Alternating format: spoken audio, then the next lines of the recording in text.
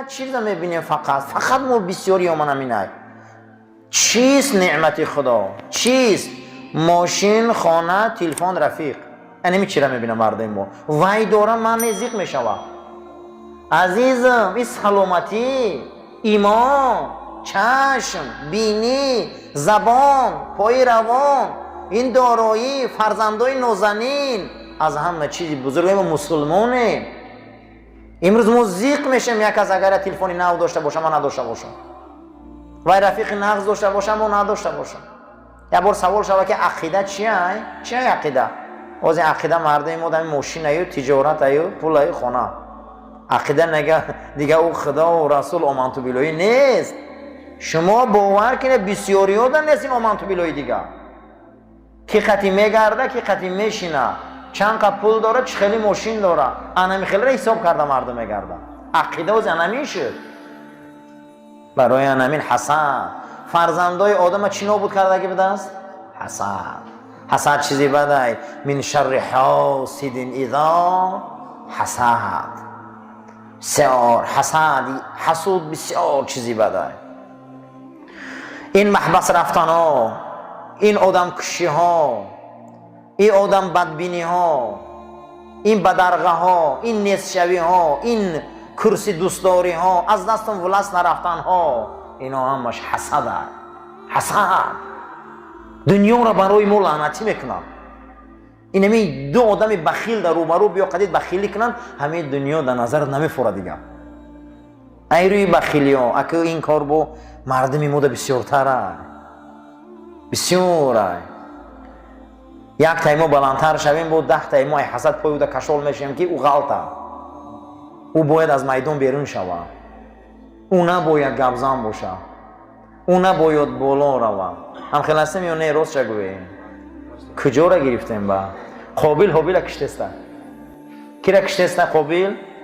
قابل حابیل کشتسته. کار قابل و حابیل در ما بسیار تکرار میشه این روزا. ای حسد، دنیا در نظر ما تنگ میتوه دیگه. دنیا در ما رذیل میتوه، اخلاقای رذیل داریم.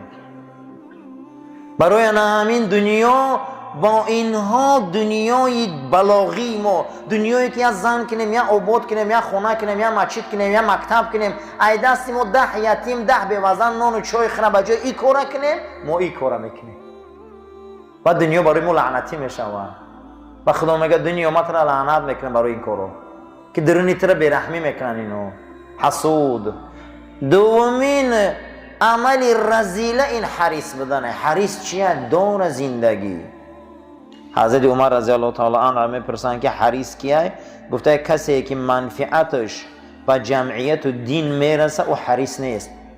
من یک آدم 10 جاده بازار داره، خیلی شب و روز کار میکنه، لیکن فایدهش در کی میرسه؟ جمعیت میرسه. فایدهش در کی میرسه؟ در دین میرسه. این آدم ها حریص نیستن. اما آدم هایی که فایدهشون در یگان کس نمیرسه و شب و روز کار میکنن، یگان فایدهشون در یک کس نمیرسه.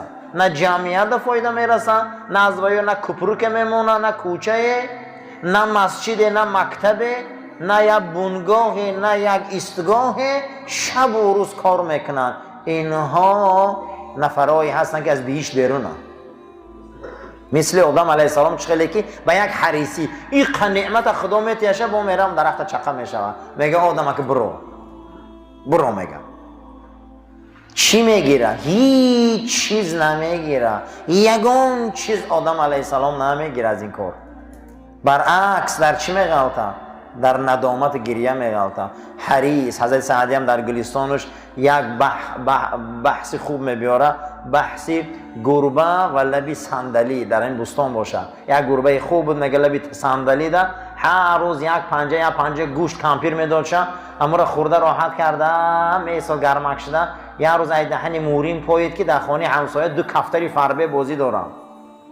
گو در اینجا شکار خوب ده، لبی صندلی را پرتاده، تگی شیخ خدی گذشت به سر کفترها رفت که او بر کمان قدی صاحبی همه کفترها که زد دست گربه ده، دستش دیگر همیت خنشار و پوستاش ریختگی. گو کاش که همون لبی صندلی ده میشیدم، همه قیله که خورده به امید حریصی به این بلا گرفتار شدم. همه دنیای حریصی هست. همین نیم تنها راحت جام بس ایوخی، اما گربه ایلی صندلی بری نشویم و هر روز میخوابن در پوست که جو میکنن. حریصی آدم شرمنده میکنن. تشنه بودن بیزه و داریم، بسیار چی داریم امروز، با حریصیم، فایدهمون به جمعیت نرسه، فایدهمون به دینمون نرسه. عزیزان ما حریصیم، این حرامه، این کفره. ایمی جمع کردگیمون دوادمون اقلا یک بخشش ده اخی یک از فایده بینه اخی همه حلال شوه. این دنیا همش ای بخشیدن آباد شد. افتاب ای ما قرضوری که ما را گرم میکنه، این محتاب از ما قرضوری ما را روشن میکنه. ای بخشیدن هم خیلی دنیا آباده. یک بخش کار کردی، مهنت کردی، جمع کردی، با یک بخش جمعیت و دین مردم با کمک کن اخی دستگیری کن که همه حلال شوه. محنت حریصی بوده. اولین جنایتی که آدم از بهشت بیرون کرده بوده از قطع حوای مادرمون چی بوده؟ حرص. سیومین جنایتی که دنیا را لعنتی میکرده است، در حق خدا دنیا بد میشده، دنیا تنگ میشده، ریسک کم میشده، برکت ای زمین میرفته. نام این چی بوده عزیزا؟ اینم اولین مراتبه در بین فرزندای آدم رخ داد، بین قابیل و حابیل. نامی او چی بود؟ حسد. نام چی بود؟ حسد. قابیل حابیل با چی کشت؟ حسد. قربانی وای قبول شده، قربانی من نه. این آن وای چما محبوبای من نه، وای چما دورم من نه. ابو یوسف فرزندم، مرگ را پیوسته به یاد بیار. ای بخیلو، ای حسود برو، ای حریصا و تکبرا. آخی مردن حق ای دنیاش که در بدنی چوی کار را میکنی؟ مرگ پیوسته به یاد بیار. برای استادان و مشایخ بسیار دعا کن. کسانی که از اونها علم و خط و سواد دین گرفتی او را به دعای نیک یاد کن. همیشه بر تلاوت قرآن بردوام باش، زیرا که کسی قرآن تلاوت میکنه عمرش بهوده نمیگذره. همه اینمی کارهای ما در بیهودگی میشینیم، بی‌معنیگی میشینیم، به هیچ صحبت آدم میشینیم. از همینه که ما قرآن کم میخونیم، ما قرآن توجه نداریم. بسیار ما هفته هاش میگذرم که یه ورق قرآن هم نخونیم، کم میخونیم. قرآن هم بردوام خون، زیرا که عمر بیهوده نمیرود. یکی از اخلاقهای رذیله این دوست داشتن دنیا. بزرگان میبیارن کدام دنیا؟ یکی از اخلاقهای رذیله این دوست داشتن دنیا های. دنیا آدم به اخلاق رذیله برده میرسونه. کدام دنیا؟ ما دو نمود دنیا دوستداری داریم. دنیا دوستداری بلاغی و دنیا دوستداری ملعونی.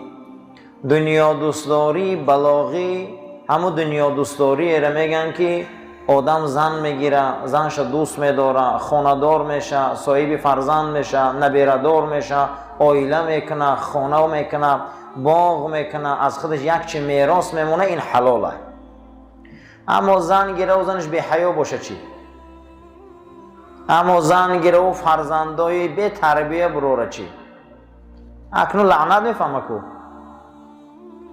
فرزند و نبیره بعد از وای چیزی بد مونه. از همون زنگیریش به جایی که با یک بارت دوستی شوه و معامله شوه و عائله داری شوه و خیش اقربا داری شوه و اکداری و دادرداری شوه، با هستن که برعکس اینه با همین نمیشوه. آدم زن میگیره، از وای فرزندای بد به دنیا میبیو، از وای دخترای بد به دنیا میبیو. زن میبیو مادرش حرمت نمیکنه، پدرش حرمت نمیکنه، بین اکا و دادرگی و قهرگی میندازن و تفریقه میشوه. هممون شاهدی صحنه ها بسیاریم. این گونه دنیا دارش لعنته. همیرم در مسئله چی؟ در مسئله دیگر کارها. آدم میخواه که ریاست گیره و آدم میخواه که رئیس شوه و آدم میخواه مقصد یک کرسی داشتینه، میتونه که به بلاغی و به رحمت رسه، میتونه که کرسی به لعنت برشه. کدام دنیاداری درسته، کدام دنیاداری درست نیست. اکنون 7 چیز هسته که اخلاق آدم رذیل میکنه، اخلاق آدم پست میکنه، اخلاق انسان خیلی به درجه سویه پست میبره. انسان ها اخلاق پست رذیل دارن. همون اخلاقی که دنیای ما را لعنتی میکنه و ما را سزاوار لعنت قرار میده و اخلاق ما اخلاق بدای، انا همو در دنیا داریم و یکم کبر پیدا شود. چی عزیزان؟ کبر. اولین گناهی که خدا عبادت نشد کدام گناه بود؟ ای جانب ابلیس شد، کبر بود.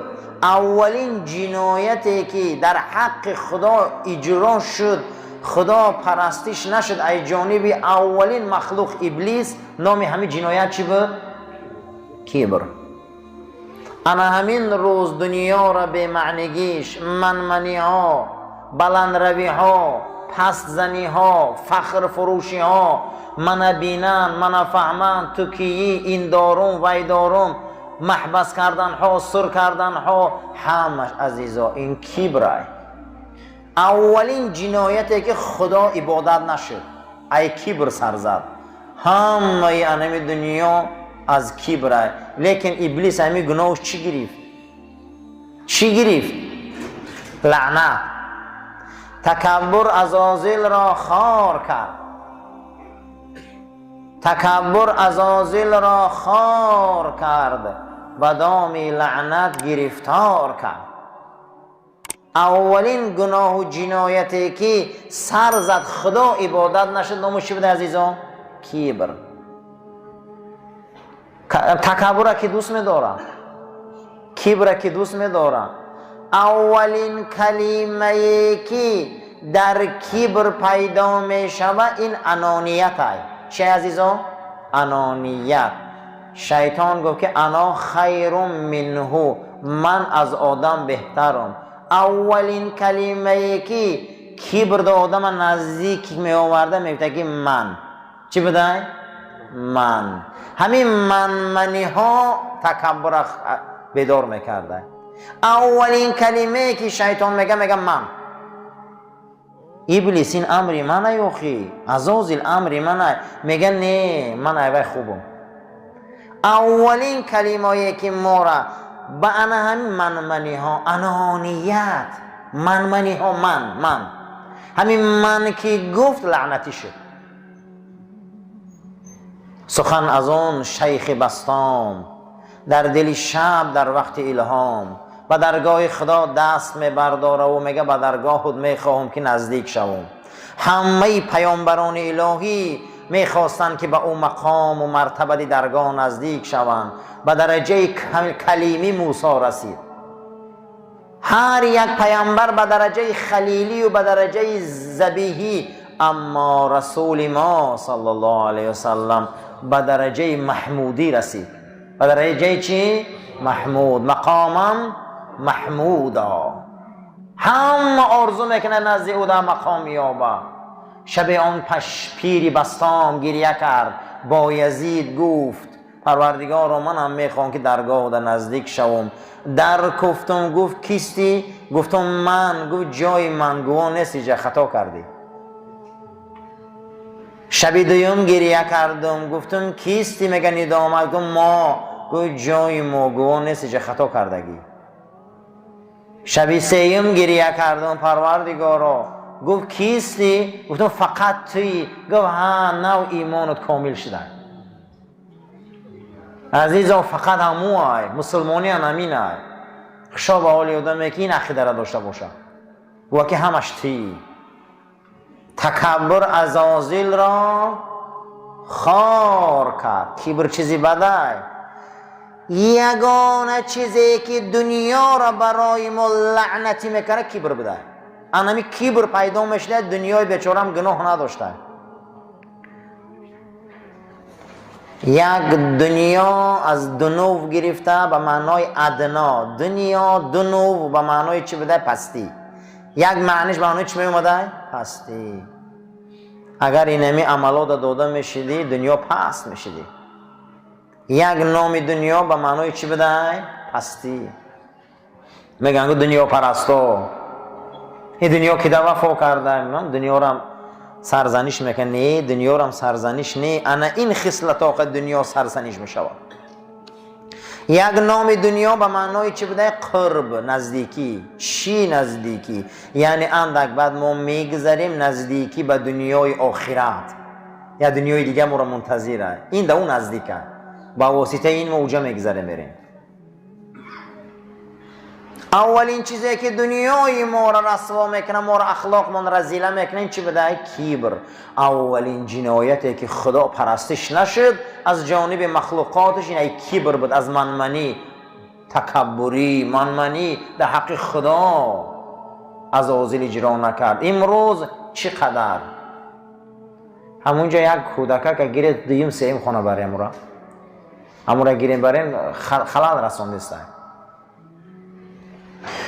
دویمین چیزی که عزیزا برای ما و شما این دنیا ما رسوا میکنه و پست میکنه و ما اخلاقی رذیله پیدا میکنیم، نام او هست حرص.